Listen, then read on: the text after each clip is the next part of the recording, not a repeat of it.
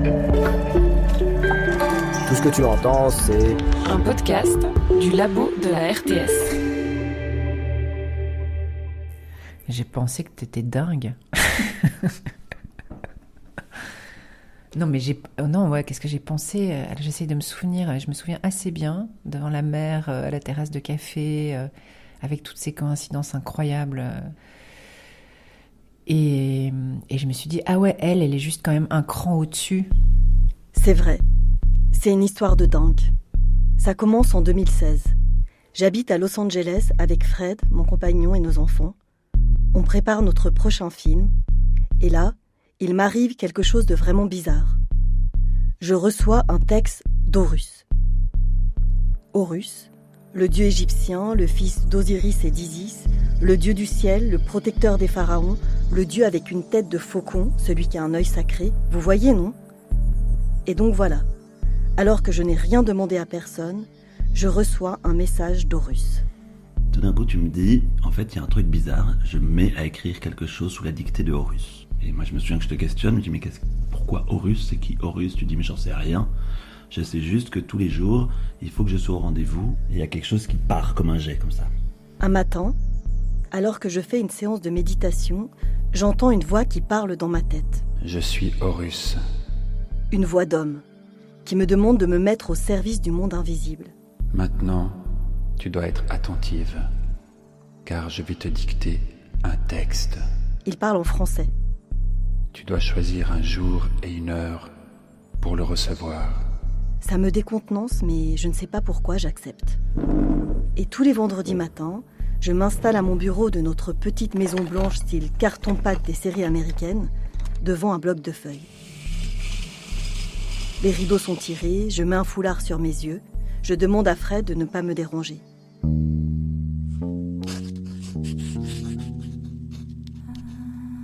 Et je retranscris à la main, sans rien voir, ce texte que j'entends dans ma tête, dont le titre est « Scarabée bleu, l'eau du ciel, enseignement d'Horus ». Horus d'ailleurs est précis dans sa dictée.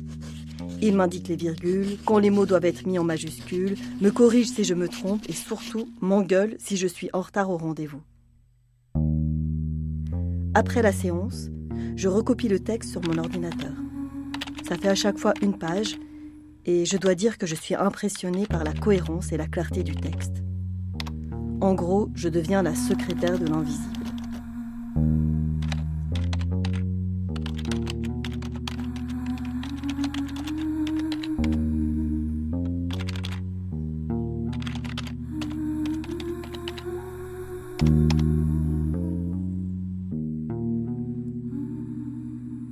Trois mois plus tard, Horus dicte la 4e de couverture.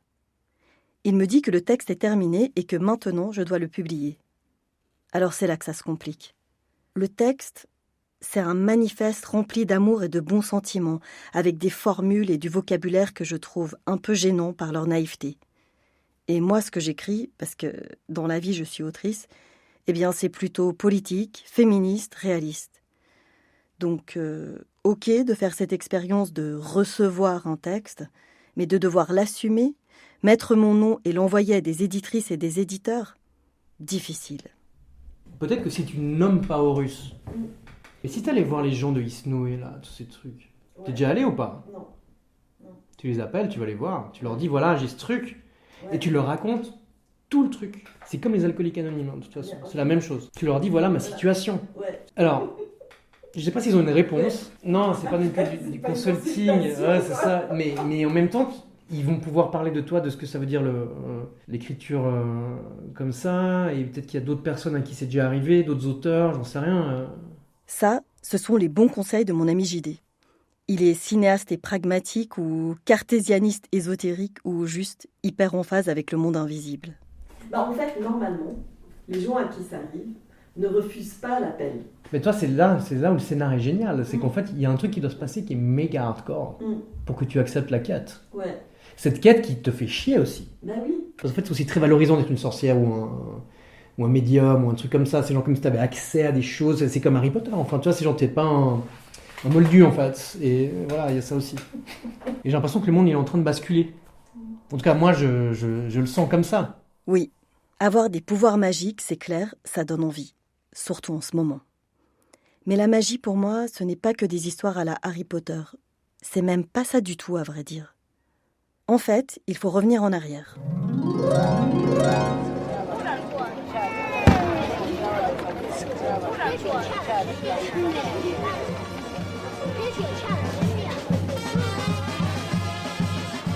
Ma mère était ethnologue au Mexique. Et mes premières années, je les ai passées à la suivre avec ma sœur sur ses terrains de recherche. Là, dans les fêtes et les cérémonies, la magie, c'était normal. Normal de parler avec les mortes et les morts. Normal de nourrir les esprits. Normal que des saintes et des saints pleurent. Après, on est rentré en France. J'avais 10 ans et j'ai bien vu que la magie, ce n'était pas normal. Et que même c'était un peu craignos. Je me suis dit qu'il valait mieux fermer cette porte. Mais quand même, cette question de parler avec l'au-delà, c'est resté dans ma tête. Et quand je suis allée faire mes études de cinéma à Cuba, j'ai découvert la santeria. Là, tout le monde parle avec le monde invisible. C'est aussi à Cuba que j'ai rencontré Fred, avec qui on va s'installer à Genève.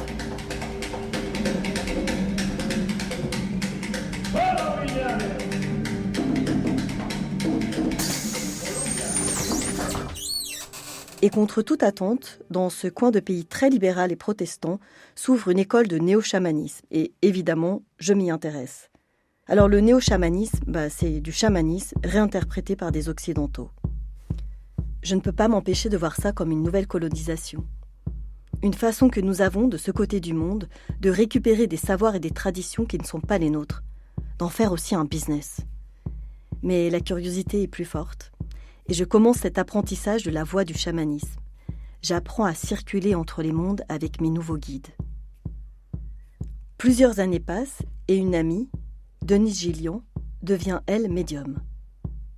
En discutant avec elle, elle m'explique que la médiumnité, c'est la même chose que le chamanisme, sauf que c'est pratiqué par des anglo-saxons et qu'ils ne vont pas se mettre par terre et taper du tambour. Donc, ça se pratique assis sur un fauteuil, c'est une sorte de méditation qui permet d'entrer en état de conscience modifié. Très concrètement, la médiumnité, c'est être canal entre deux mondes, c'est faire le lien entre le monde spirituel et le monde incarné, dans le but de guérir, ou d'écrire, ou de peindre, ou de communiquer. Généralement, on réduit la médiumnité à parler avec les morts, mais c'est tellement plus ample que ça. Et si on considère que c'est faire le lien simplement entre le monde invisible et le monde des visibles, alors les champs d'application sont infinis. Avec Denise, j'apprends la transécriture. Oui, je sais, c'est un peu perché tout ça. Et à ce stade du récit, vous vous dites sans doute que son histoire d'Horus, elle l'a bien cherchée. Car la transécriture, c'est entrer en connexion et écrire un texte que l'on entend, mais qui ne nous appartient pas. Jusqu'ici, j'avais appris à voyager dans le monde invisible, mais je n'avais jamais mis mon corps au service d'un esprit. Nous revoilà en 2016. Los Angeles. Et quand j'entre en connexion avec Horus, je ne m'y attends vraiment pas. Et malgré ma curiosité pour ces expériences, je trouve ça un peu flippant. Au total, j'ai reçu 35 pages depuis l'invisible. Et conformément à la demande d'Horus, je l'envoie sous pseudo à des maisons d'édition. Mais là, que des réponses négatives. Ça me met en colère. J'ai l'impression de m'être fait avoir. Alors je referme tout et pendant 8 ans, j'oublie le texte. Je ne me connecte plus à Horus.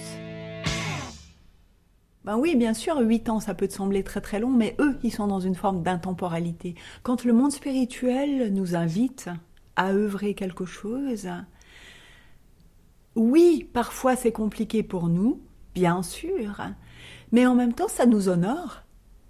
Donc 8 années terrestres, pour eux, c'est une poussière dans l'intemporalité de l'univers. Et finalement, cette induction t'a obligé à te positionner. Je fais, Je fais pas, je publie pas. À mon nom, pas à mon nom. Et ce positionnement vient comme muscler l'âme. Parce que finalement, ce qui nous rend malade, c'est quand l'âme, elle nous pousse à canaliser des textes pareils, par exemple, mais que notre psyché d'occidentale européenne nous dit « Oui, mais quand même, tu vas sembler folle, tu vas être critiquée, tu vas être mal jugée. » Ça fait quoi? Ça fait une désharmonie intérieure, ça fait un clash intérieur. On obéit à qui? À notre tête qui nous critique, qui nous trouve un peu bêtes, ou bien à cet élan de l'âme qui nous porte à l'amour et à la propagation. Et ce clash intérieur peut induire de la douleur, de la colère, du désamour, voire même dans des cas graves, des pathologies, des maladies.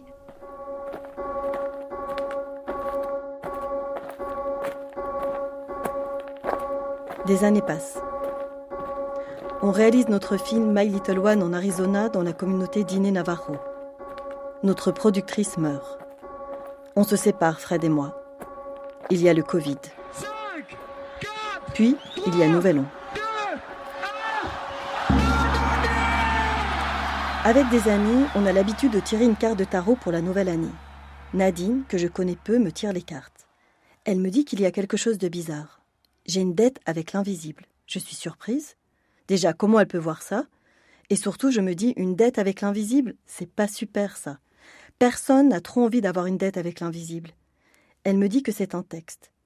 Moi, j'ai complètement oublié cette histoire d'Horus et je lui cite tous mes textes en cours. Elle dit que ce n'est pas ça. Et là, je me souviens. Scarabée bleu, l'eau du ciel, enseignement d'Horus. Et elle dit que oui, c'est ça. Et qu'est-ce que je fabrique? J'ai reçu une demande de l'invisible et je ne m'en occupe pas. Je pense peut-être que c'est ok de ne pas m'en occuper. Pour me justifier, je lui raconte tous les refus. Elle dit que peu importe, c'est mon boulot de publier ce texte.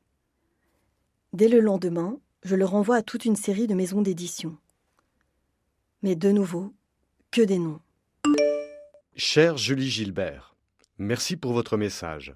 À vous aussi, une très belle année 2022. J'ai pris connaissance de votre texte qui est en effet poétique et plein de sagesse. Hélas, nous sommes obligés de faire des choix pour ne pas multiplier les ouvrages de type médiumnique, car par la suite, nous n'arrivons plus à les défendre comme ils le méritent. Au niveau des médias et des libraires, il est difficile de leur en proposer de nouveaux et de susciter leur intérêt et leur engagement renouvelé. Nous préférons donc espacer ce genre de publication pour pouvoir nous y consacrer le mieux possible quand nous en éditons un nouveau, souvent de nos auteurs déjà au catalogue. Merci de votre compréhension. Bien à vous. Je me décourage. Une année passe. Je recroise Nadine qui me demande où j'en suis. Elle ne comprend pas que je ne m'en occupe pas activement, que ça ne soit pas ma priorité. Je me sens prise en faute. Elle parle d'auto-édition, et là je m'imagine à la gare, dans le petit carré blanc dédié aux promoteurs de la Bible, en train de proposer le texte d'Horus. Ou alors d'organiser des soirées vente, livres, pâtisserie Christo. Bon, finalement, on tire de nouveau les cartes. Elle comprend qu'il faut que je le signe de mon vrai nom. Je dois être la passeuse de ce texte. C'est évident pour Nadine, mais pour moi, c'est impossible. Je ne veux pas signer ce texte de mon nom. Et une troisième fois, j'abandonne. Il y a une argumentation à choper pour pas passer pour un cramé, mais c'est vrai que quand t'es auteur, en plus un peu respecté, t'as fait des trucs un peu cool, voilà. Quand t'arrives avec un machin brut comme ça de channeling, c'est pas possible. C'est-à-dire que comment tu vas te situer, comment tu situes ton objet de bouquin par rapport à ça, tu vois. Ouais, alors ça, parce que tu vas régler aussi un truc par rapport à toi. Que tu le veuilles ou non. Oui, mais tu vois, alors... Mettre un terme à ta carrière d'auteur, par exemple. JD a peut-être raison. Le monde invisible veut peut-être que j'arrête d'écrire. À ce moment-là, je partais pour Berlin pour un mois retrouver ma fille. Pendant ce séjour, alors que je suis sur toute autre chose et que je n'y pense pas, je vois apparaître régulièrement sur des pochettes de livres, des murs, des marques de bière, des programmes culturels, des chouettes et des hiboux. Mes guides en chamanisme. Ça devient vraiment très insistant, même ma fille s'en rend compte. J'essaye de me connecter médiumniquement à Horus, rien. J'essaye de faire un voyage chamanique avec mes guides, rien. Je ne vois rien. La connexion est coupée avec le monde invisible. Je pars ensuite à Dunkerque où je travaille avec une artiste. Le soir de l'inauguration de son exposition, elle me présente un collègue. Et là, très vite, la conversation bifurque. Il m'annonce qu'il est le chevalier du Christ. Il pensait qu'il était là pour l'exposition, mais comprend qu'en fait, il est venu pour moi. Il me prend la main et me dit que moi aussi, j'ai une mission que je ne suis pas en train d'accomplir. Franchement, quand il m'a dit ça, j'ai commencé à avoir peur. Il faut imaginer, hein. On est dans un bar alternatif de Dunkerque, tout le monde est en train de manger des sandwichs mitraillettes, et ce mec que je ne connais pas me dit que j'ai une mission que je ne suis pas en train d'accomplir. Je suis complètement perturbée. Je rentre à l'hôtel. Je suis prise de tremblements. Là, ça devient trop bizarre. Je ne dors presque pas. Le lendemain, je rentre chez moi à Genève. Je tente de me raisonner, de me dire que ce sont juste des coïncidences. Je vais faire des courses au supermarché du coin et au moment de payer, un homme, visiblement très bourré, me barre la route et me dit « Est-ce que tu connais la chanson du hibou ?»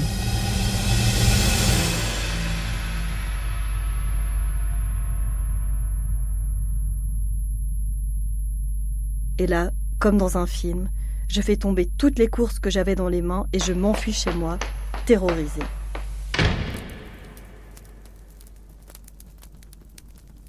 Est-ce que si je ne publie pas ce texte, il risque de m'arriver quelque chose ?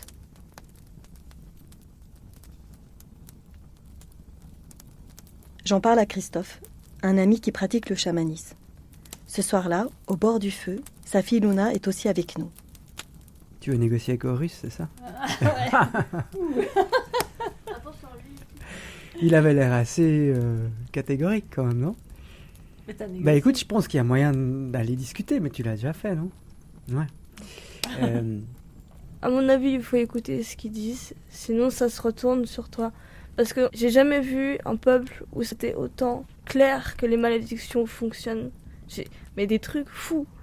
Ils ont tellement le lien entre les pharaons et les humains. Les pharaons, c'était les messagers des dieux, souvent on dit. Il est tellement fin que beaucoup plus d'autres pays, et je pense que c'est resté collé quand même.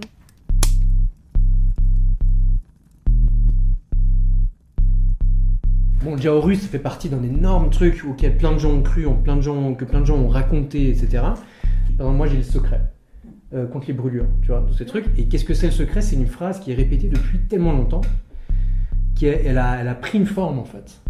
Et je crois beaucoup à la forme pensée. Et je pense que ce qui se passe avec un texte comme ça, c'est une forme pensée en fait. C'est un truc où tout d'un coup, en fait, c'est des informations qui sont partagées énormément et qui existent. Et que tout d'un coup, toi, tu te rends disponible à ça. C'est pas très rassurant tout ça. Est-ce que j'ai été choisie par Horus, si on y croit, parce que je suis autrice et que donc comme autrice, je devrais être bien placée pour recevoir et publier ce texte ? Ou je suis juste dans une chaîne d'obligations et de fausses croyances, de superstitions ? En tout cas, ça commence à prendre beaucoup trop de place dans ma vie, toute cette histoire.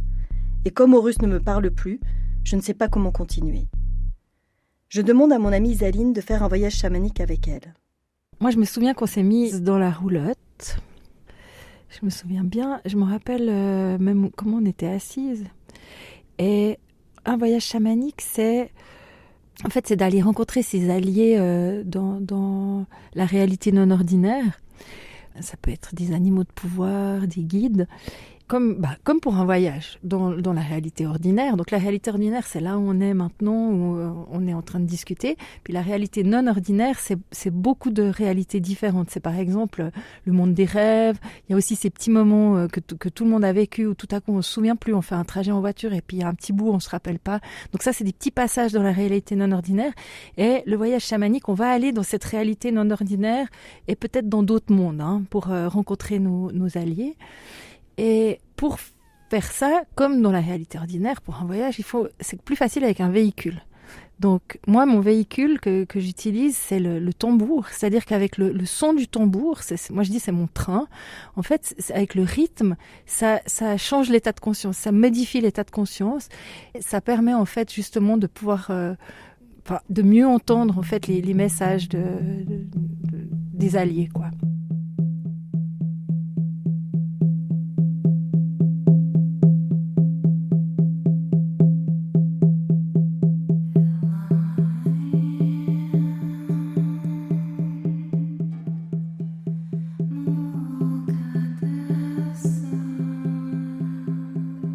Et est-ce que tu te rappelles du voyage qu'on a fait?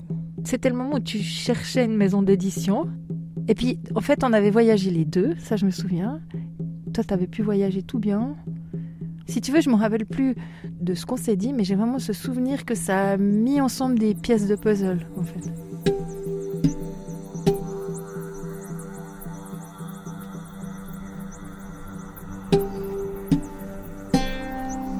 Pour ce voyage, ma demande était à qui je dois adresser ce texte d'Horus pour le publier.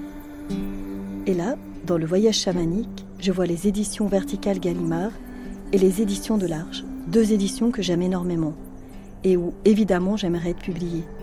Mais évidemment, pas avec ce texte d'Horus, sauf si je veux signer ma mort littéraire.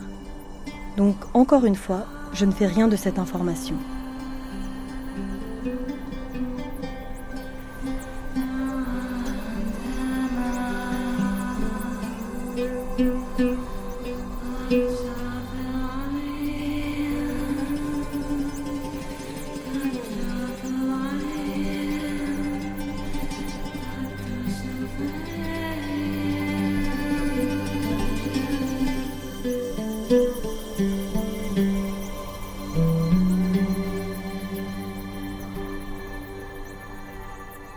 Quelques mois passent, et justement je rencontre lors d'un événement ce Yves Pagès des éditions Verticales. Je ne lui parle surtout pas d'Horus. Plus tard, il me propose de participer à une soirée littéraire dans un festival. Me voilà donc 3 jours avec lui. 3 jours pendant lesquels je me demande si je vais lui parler ou pas d'Horus. Je ne le fais pas. Il repart avant moi. Le soir même, perturbé par mon refus de suivre les signes, je décide de faire mon coming out spirituel. De raconter pour la première fois toute cette histoire d'Horus à 2 amis. Ils sont surpris, un peu inquiets pour moi, mais une chose est sûre pour eux. Je dois raconter l'histoire de l'histoire. L'histoire de tout ce qui m'est arrivé depuis le moment où Horus est entré en contact avec moi. Voilà le texte que je peux signer de mon nom. Dans le train du retour, je me mets à écrire cette histoire et je décide de demander une bourse d'aide à l'écriture pour ce texte. Mais au moment de l'envoyer, je doute. Est-ce que vraiment le service cantonal de la culture de Genève peut recevoir un projet pareil? Est-ce qu'on ne va pas me prendre pour une folle? Bon, je l'envoie. À un moment donné, il faut sauter. Et dans la foulée, je donne rendez-vous à Yves, qui est donc cet éditeur chez Verticales Gallimard, que j'ai vu dans mon voyage chamanique. Évidemment, à ce moment-là, je n'ai rien enregistré de cette rencontre puisque je ne savais pas que j'allais faire ce documentaire. Je lui ai demandé de me re-raconter. Au lieu de me parler, comme souvent les auteurs qui ont envie de parler avant du texte qu'ils vont te montrer, ce qui est de fait quelque chose que j'essaie d'éviter toujours, parce que d'une certaine manière ce préambule avant la lecture, pour moi, fait écran, brouille, parasite. Là, je me suis retrouvé devant toi qui commence à raconter, plutôt que de faire du métalangage autour des visées, des enjeux de ton texte, etc. Donc tu me racontes quelque chose. Alors déjà, ça te met dans une situation d'auditeur plutôt que d'éditeur. Et puis surtout, ce dont je me rappelle, c'est toi qui, petit à petit, dans l'énergie de ton récit, rentre dans une sorte de transe. Je ne dis rien, je suis très bavard de nature, et je t'écoute pendant 1h30. Et puis cette parole s'emballe, je sens que tu as un peu peur, parce que tu penses que je suis assez rationaliste, donc tu as peur d'être un peu pris pour une dingue. Alors, la petite parenthèse que je peux faire, c'est que j'ai publié, avec ma collègue, on a publié Croire aux fauves de Nastasia Martin, anthropologue, qui a eu une mauvaise rencontre, comme elle dit, avec un ours, et qui a déjà déplacé en moi des lignes de ça. Donc j'étais plutôt dans une écoute plus bienveillante que tu ne croyais par rapport à ça. Donc je me suis dit, purée, ça, c'est une vraie, il y a quelque chose à en faire. Et au bout du compte, voilà, je crois t'avoir dit, tu y es. Et ensuite, se sont posées d'autres questions. Le 4 juillet 2023, je reçois une lettre du canton de Genève. J'ai le grand plaisir de vous informer que, sur la base de votre projet d'écriture soumis à l'appréciation du jury, celui-ci vous a sélectionné comme la personne lauréate de l'édition 2023 pour cette bourse. Hallucinant. C'est la bourse d'écriture la plus importante que l'on peut recevoir à Genève comme autrice. Entre le feu vert d'Yves et cette bourse, je me sens enfin légitime pour écrire cette histoire. Mais les questions reviennent. Que faire du texte d'Horus ? Parce que pour l'instant, ni Yves ni le jury de la bourse n'ont lu les mots d'Horus. En même temps, quand je tombe sur des passages comme « Préparez vos champs intérieurs, abreuvez-les, aimez-les, et ils germeront par la grâce de Dieu et du scarabée bleu », ou comme « Je voudrais aujourd'hui que tu t'inclines, fille de l'eau, devant la déesse mère eau ». Ouais, pas possible de publier ça sous mon nom. Pas possible. En tout cas, je sèche. Je n'arrive rien à écrire. Et puis, raconter qu'on entend des voix. Je n'oublie pas que ce qui a été désigné comme l'hystérie des femmes conduit aux électrochocs ou au bûcher. Alors, je me demande quand même jusqu'à quel point les voix. La frontière est si fine, la folie si proche. Mais pour Denise, tout est clair. C'est très facile de différencier un entendeur de voix qui serait atteint de troubles psychotiques d'un médium. Mais pendant des années, l'amalgame a été fait par ignorance. Et il y a plein de médiums qui se sont retrouvés en hôpital psychiatrique dans des grandes souffrances parce qu'ils n'étaient pas psychotiques. Alors, une façon extrêmement simple de faire la différence, en tant que médium, quand on entend des voix, quand on bénéficie de la clairaudience, s'y associe un sentiment d'amour, un sentiment de bien-être, en tout cas pendant le moment où on canalise la voix. Un psychotique, quand il entend des voix, il y a une agitation intérieure, il y a des émotions de la souffrance, de la difficulté. Après, les voix spirituelles en guidance sont toujours positives. Le monde spirituel n'utilise pas de négation. Donc c'est un langage au présent, dénué de négation. Après, qu'on croit, nous, devenir fous quand la médiumnité nous saisit à notre insu, je dirais c'est plutôt preuve de bon sens et de santé mentale. Ok. Mais alors c'est quoi ce texte ? Il ne délivre aucun message incroyable, rien de révolutionnaire, c'est gentil. Pourquoi on en aurait besoin ? Je contacte Carla Demière, qui est aussi écrivaine, et qui était membre du jury qui m'a accordé la bourse d'écriture. Je veux savoir ce qu'elle a vu dans mon projet. Déjà, c'était un dossier très différent des autres, au sens où tu nous parlais d'un texte qui n'était pas là, qu'il fallait imaginer presque en entier. Et moi, j'ai été séduite, je crois, par cette idée ou cette formulation de recevoir un texte comme début de l'écriture. Peut-être que ça résonnait aussi avec moi, ou comment les choses commencent souvent quand j'écris. Et je crois que ça m'a plu en tant que projet d'écriture, parce que j'ai trouvé que c'était risqué, en fait. Commencer par un objet bizarre avec lequel on n'est pas sûr d'être d'accord, dans lequel on n'est pas sûr de se reconnaître, qui déclenche une quête. Il y a quelque chose d'aussi très courageux ou très déterminé à occuper une place dans notre société désenchantée ou hyper rationnelle, à occuper une place qui est celle de l'irrationalité, ou qui est celle de la folie, ou qui est celle de la mystique. Je me rends compte, en discutant avec Carla, que c'est possible de comprendre l'histoire qui m'arrive, loin de l'hystérie, des bûchers et des électrochocs. Cette idée d'une place à prendre, et que cette compréhension existe en dehors du cercle de mes amis qui expérimentent le chamanisme ou la médiumnité. Philippe Baudouin, auteur de plusieurs ouvrages sur la médiumnité, parle pour les premières femmes médiums du 19e d'une véritable libération par la table, une formulation qui fait référence aux pratiques des tables tournantes. C'est l'occasion pour ces femmes de prendre la parole en public, d'organiser, d'initier des séances de spiritisme, de tables tournantes, etc. et de se révéler quelque part, de s'affirmer, de s'épanouir, de s'émanciper. Ce rôle-là, les théoriciens du spiritualisme, on va dire anglo-saxon, vont le défendre, mais Kardec va poursuivre, en fait, cette démarche-là, puisque lui-même va considérer que la féminité, en termes de médiumnité, est une norme. Parce que la femme est considérée, de par son corps et son âme, comme un réceptacle, littéralement, On en revient à l'étymologie du terme médium, c'est le milieu, l'intermédiaire, le vecteur. Et ce vecteur-là, il est essentiellement féminin. Ce rôle très particulier qui est celui d'être l'intermédiaire entre l'au-delà et l'ici-bas. Ça m'intéresse cette idée de la médiumnité comme émancipation en fait. Cette idée du réceptacle, je ne comprends pas.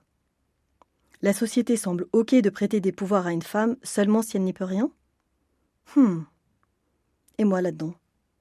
Est-ce que je résiste à redonner simplement le texte d'Horus sous mon nom parce que je refuse que ma voix soit recouverte ? Je finis d'écrire mon texte sur mon histoire et pour la première fois, je mets à la fin l'intégralité du texte d'Horus. Je l'envoie à Yves, l'éditeur.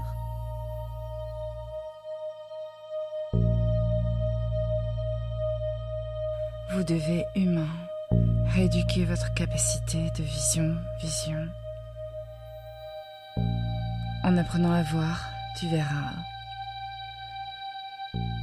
En découvrant l'œil, tu seras vision.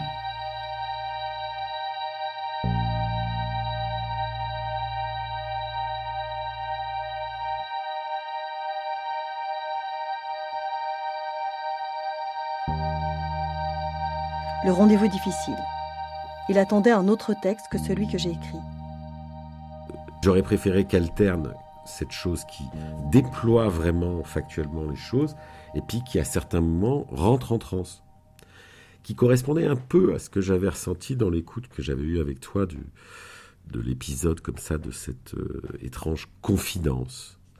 Et donc j'ai été un peu gêné par ça, un peu désappointé, parce que j'avais envie d'avoir une expérience éditoriale avec toi.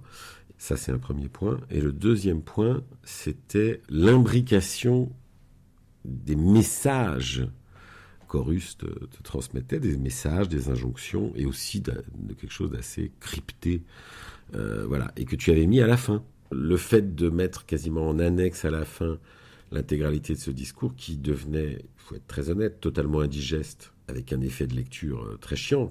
On comprend qu'il est là presque comme une certification en annexe du fait que ça a existé et qu'il y a une matérialité de ce texte, mais qui n'est pas arrivé à être digéré à l'intérieur du récit de récit, etc. Voilà, donc c'est une expérience qui est en partie une expérience de simili-échec de mon côté, d'avoir essayé de t'emmener ailleurs.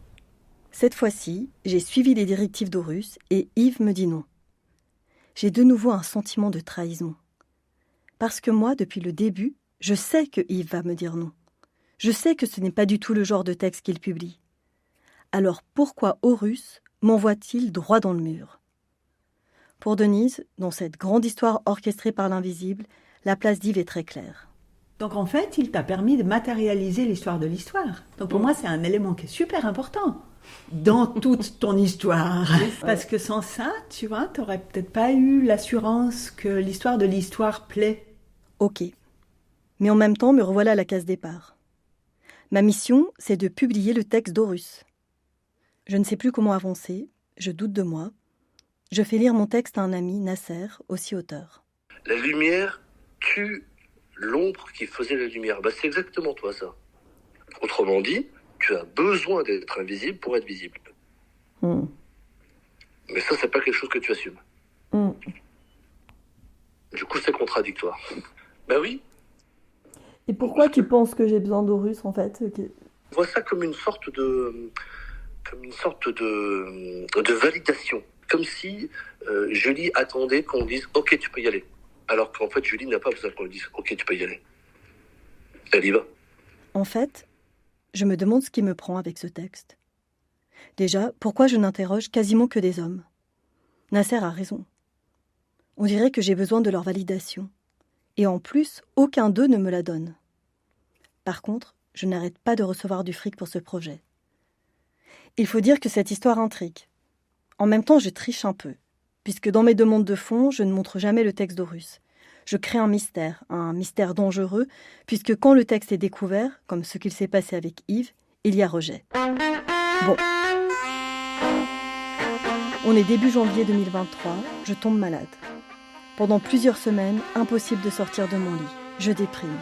Je suis complètement embourbée dans cette histoire d'Horus, et d'ailleurs dans ma vie aussi.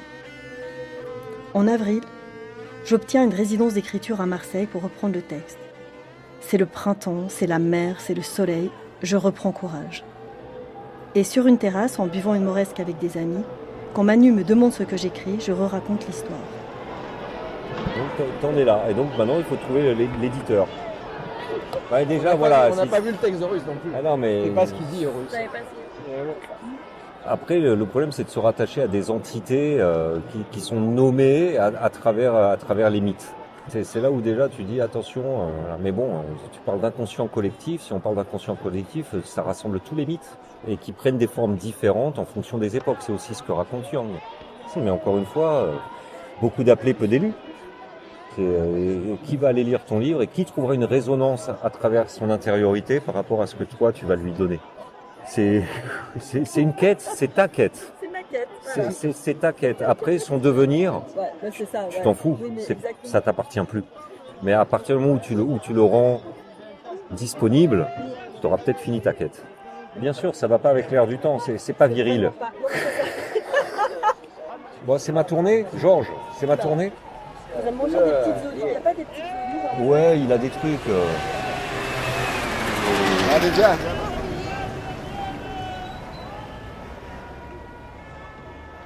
Le dernier jour de ma résidence d'écriture, je termine une nouvelle version de mon histoire où s'entremêle le texte d'Horus au mien. Et je demande à Horus si je suis cette fois-ci sur la bonne voie. La nuit même, je fais un rêve.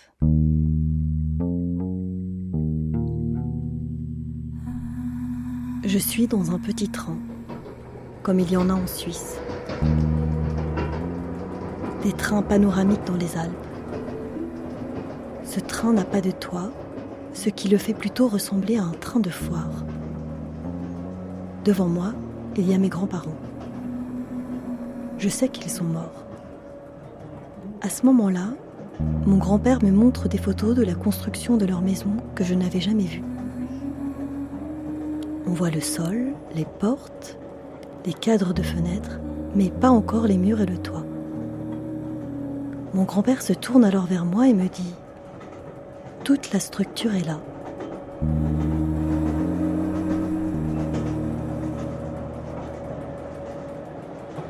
Comment ne pas interpréter ce rêve comme une réponse d'Horus ?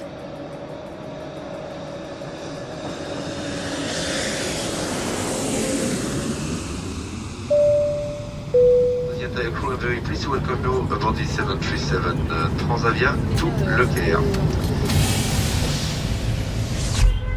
Oui, là je suis au Caire. Je vous passe les détails rocambolesques de comment je me retrouve dans cette ville. Même si dès le départ, je vous ai parlé d'un dieu égyptien et que donc ça semble évident à un moment donné que je me rende en Égypte. Mais en fait, moi, je n'y avais pas pensé. Je suis venue au Caire pour réaliser un autre projet avec une réalisatrice et chanteuse, Leila Al-Bayati.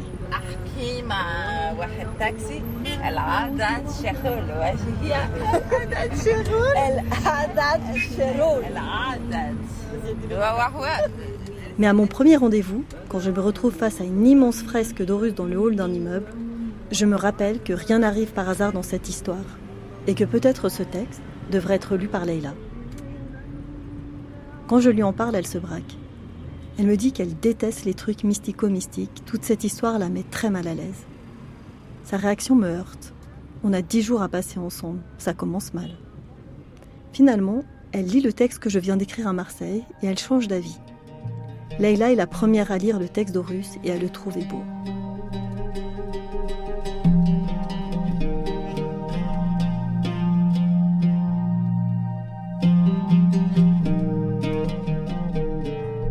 Le soir même, on se retrouve à un concert d'amis à elle, puis au Club Grec, un fameux lieu du Caire, avec tous les musiciens.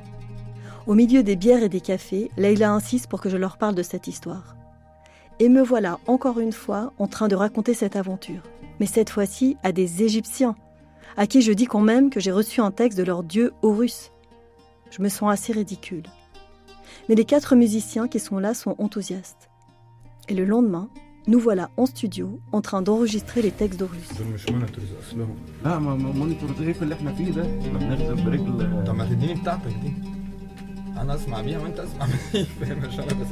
Leila chante Horus.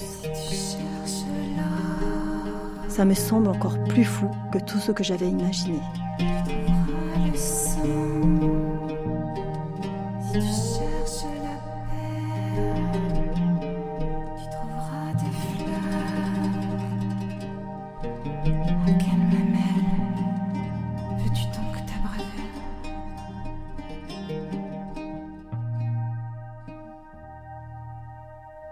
Alors j'espère qu'après tous ces jalons que moi je vois comme vraiment un tissage de guidance parfait, ta colère contre Horus a diminué. Ça va. Ça va mieux, ouais. Tu as reçu 3 bourses, une validation, une rencontre magique avec une nana qui a l'air d'avoir un caractère qui t'a pas lâché pour t'amener sur la terre d'Horus sans que t'en aies même conscience. Et dès le lendemain de son oui, paf, t'as les musiciens et t'enregistres dans la foulée. Je veux dire, ça, dans mon monde, et avec mes clés de lecture, c'est une guidance parfaite. Donc peut-être qu'il a fallu attendre 7-8 ans, mais au moment où ça se tisse, c'est du oui partout. Hein, c'est l'autoroute blanche, c'est juste lumineux et magnifique, quoi. C'est vrai, ouais. Donc merci Horus, merci l'univers, je trouve ça très très beau.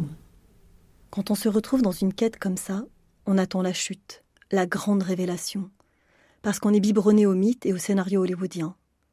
En tout cas, moi j'attendais ça. Mais en fait, la révélation révèle ce que l'on sait déjà au fond de soi.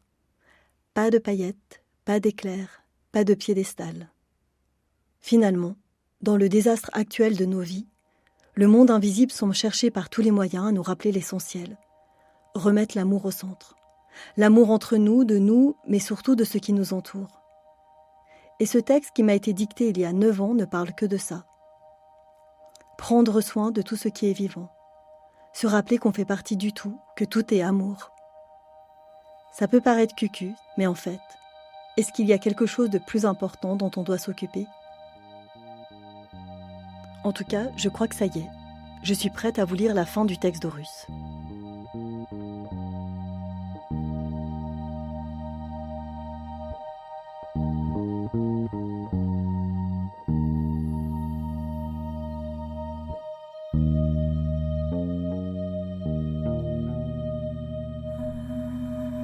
Aujourd'hui, je t'enjoins à écouter cette part de toi, d'harmonie, de beauté sacrée, de te placer définitivement comme un être parmi les êtres, un vivant parmi les vivants, et d'honorer ce qui t'a été donné.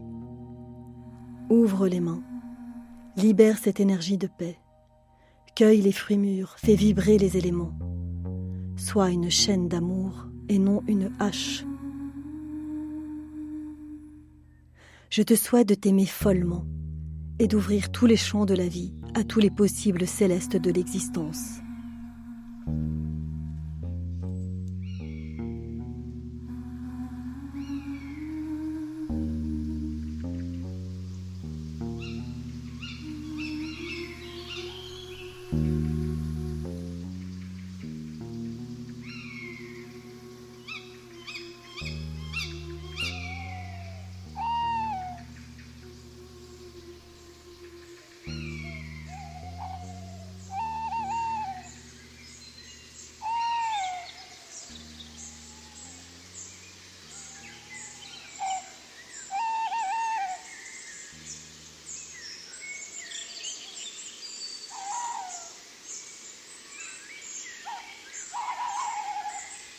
Je me retrouve il y a quelque temps avec des musiciens avec lesquels je travaille, et un de ses amis, collègues on va dire, je lui demande des nouvelles de sa compagne, Charlotte, et puis il me dit juste en 2 mots, alors qu'on se connaît très peu, oui, ben elle fait une conférence là ce soir sur ses discussions personnelles avec Isis. Et puis il me dit ça, on est en train de manger une fondue, il y a 10 personnes autour de la table, il n'est pas même juste à côté de moi, mais il y a 2 personnes qui nous séparent, et j'entends ça, et je tilte, et je lui dis « Ah, elle parle avec Isis de manière directe ?» Et lui, un peu gêné, me dit « Oui, pourquoi ?» Je dis « Oh, parce que Julie, elle parle avec Horus, elle est en communication avec Horus. » Elle dit « Pardon ?» Alors là, on sort pour se faire une petite clope dehors. Il dit « C'est quoi cette histoire ?» Je dis « Je sais pas, c'est quoi cette histoire ?» Moi, je dis « Julie, elle a été en rendez-vous avec Horus pour écrire un texte qui lui a été dicté par Horus. » Et lui, il me dit « Charlotte, il y a 6 mois qu'elle écrit avec Isis, quoi. » Et là, les deux, on éclate de rire. Et en fait, les deux, en tant que compagnons ou ex-compagnons, on avait vécu la même chose, qui était que la personne avec qui on vit s'isolait tous les jours pour communiquer avec un dieu égyptien et prendre note de ce qu'il lui avait lui dire. Et voilà, donc c'était vraiment assez surprenant.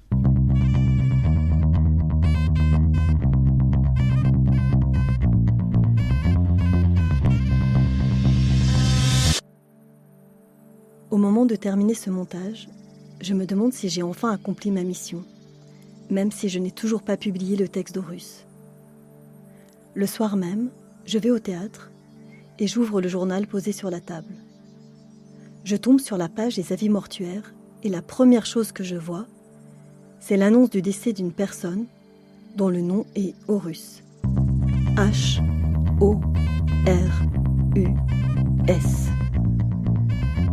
C'est ainsi qu'on devrait vivre, s'inventer pour demain, se réunir en assez grande quantité pour former des campements, des terrasses, des champs de vie, d'où émanerait une nouvelle force, une nouvelle palpitation, des idées neuves pour rester en lien avec ce que nous sommes profondément. Être de lumière dans la lumière, être de beauté dans la beauté. Comment mettre un terme à sa carrière d'écrivaine. Une histoire de Julie Gilbert. Mise en onde et réalisée par Rodolphe Beauchot. Prémontage Julie Gilbert, Frédéric Chauffat. Avec les voix de Floriane Devigne, Frédéric Chauffat, J.D. Schneider, Denis Gillian, Christophe Isaline et Luna Chamartin, Yves Pagès, Carla Demière, Philippe Baudouin, Nasser Djemaï, Emmanuel Naïté-Mohante. Coordination, Camille Dupont-Laït et Garance Parvis. Chanson d'Horus, voix et composition, Leïla Albayati. Avec les musiciens Ayman Asfour, violon, Andrew Nasser Ishak, violon, Karim Vossam, basse, Tarek Elzahari, oud, Alan Bishop, saxo, enregistré avec Ayman Mabrouk. Lecture, Julie Vince et Ambroise Jolidon. Réalisé avec le soutien de la Bourse de recherche 2022 et de la Bourse d'aide à l'écriture autrice confirmée 2023 de la République et Canton de Genève. Remerciements, Horus, Nadine Schweb, Marc Logoz, Jian Schweb, Marion Neumann, Vincent Barras, Anna Albayati, Xavier Estignev, Maria Pastor, la résidence d'artistes Montevideo à Marseille et un grand salut à Marine Vlaovic. Une production du labo de la RTS.